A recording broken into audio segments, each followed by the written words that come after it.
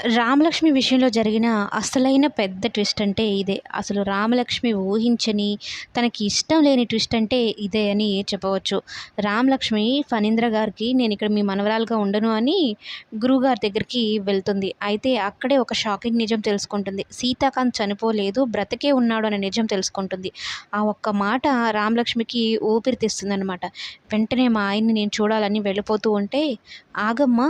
మీ ఆయన బ్రతికే ఉన్నాడు. కానీ నువ్వు ఏ క్షణం నుంచి మీ ఆయనకి దగ్గర కావాలనుకుంటావో, ఆ క్షణం నుంచే ఆయనకి ప్రమాదాలనేవి వెంట చుట్టేస్తాయి అనైతే చెప్తాడనమాట. అదేంటి నేను మా ఆయనకి దగ్గరగా ఉంటే, మా ఆయనతో నేను సంతోషంగా ఉంటే, ఆయనకి ప్రమాదం ఏంటి అంటే, నీకింతకు మునుపే చెప్పాను. మీ ఇద్దరు జన్మజన్మల బంధమే. కానీ ఏ జన్మలోనూ మీరు కలిసుండకూడదు. అలా కలిసున్నారు అంటే ఇద్దరూ చనిపోతారు అని.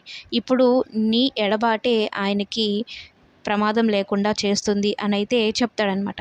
అదేంటి స్వామి అలా మాట్లాడుతున్నారు? మా ఆయన్ని చూడకుండా నేను ఎలా ఉండాలి? నా వల్ల కాదు అనైతే అంటూ ఉంటే, కావాలంటే ఒక్కసారి వెళ్ళి మీ ఇంటికి ఎళ్లి చూడు, మీ ఆయన ఉన్నాడు. కానీ నువ్వు చనిపోయావన్న భ్రమలో ఉన్నాడు.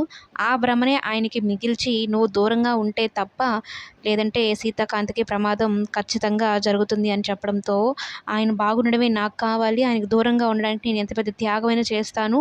ఆయన సంతోషం కోసం ఏమైనా చేస్తాను అని చెప్పని రామలక్ష్మి వెళ్ళిపోతుందనమాట.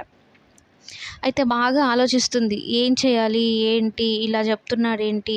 మా ఆయనకి దూరంగా ఉండమంటే నా వల్ల కష్టం. నేను ఉండలేను అని ఏడుస్తూ ఉంటే, అలాగే ఓవైపు రామలక్ష్మి గురించి రామలక్ష్మి ఫోటో పట్టుకొని సీతాకాంత్ ఏడుస్తూ ఉంటాడు, బాధపడుతూ ఉంటాడు. రామలక్ష్మి వాళ్ళిద్దరి మధ్య జరిగిన జ్ఞాపకాలను గుర్తు చేసుకుంటూ బాధపడుతూ ఉంటుంది. ఇలా కాదు, నేను ఖచ్చితంగా మా ఆయనకి నేను దూరం అయిపోవాలి.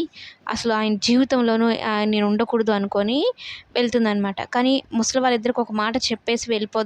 ఇక్కడ గూడా ఉండకూడదు. నేను ఎక్కడికైనా దూరంగా వేరే జీవితాన్ని అనుభవించాలన్నట్టు వెళ్ళిపోదాం అనుకుంటుంది. కానీ అక్కడెక్కడో వెళ్ళే బదులు ఇక్కడే ఉండమ్మా! మాకు మా మనవరాలు దూరమైంది కదా! మా మనవరాలు రూపంలోనే ఉన్నావు. ఇక్కడే ఉండు అని బతిమలాడడంతో మైథిలిగా ఇక రామలక్ష్మి అక్కడ ఉండడానికి ఒప్పుకుంటుంది. పూర్తిగా తన జ్ఞాపకాలని, తన జీవితాన్ని, గతాన్ని మొత్తాన్ని అంటే రామలక్ష్మిగా జీవితం మొత్తం వదిలేసి మైథిలిగా సరికొత్తగా తన జీవితాన్నయితే మొదలుపెడుతుంది. అందులోనూ ఆ పెద్దవాళ్ళిద్దరూ వేల కుటుంబాలు నాశనం అయిపోతాయమ్మా! ఈ ఆస్తుల కోసం 100 మంది గుంట నక్కల్లా కాచుకున్నారు. ఈ ఇంటికి ఒక వారసురాలు ఉంటే అయినా వాళ్ళు దీని జోలికి రాకుండా ఉంటారు అని చెప్పడంతో రామలక్ష్మి మనసు మార్చుకొని మైథిలిగా ఉండడానికి ఒప్పుకుంటుంది.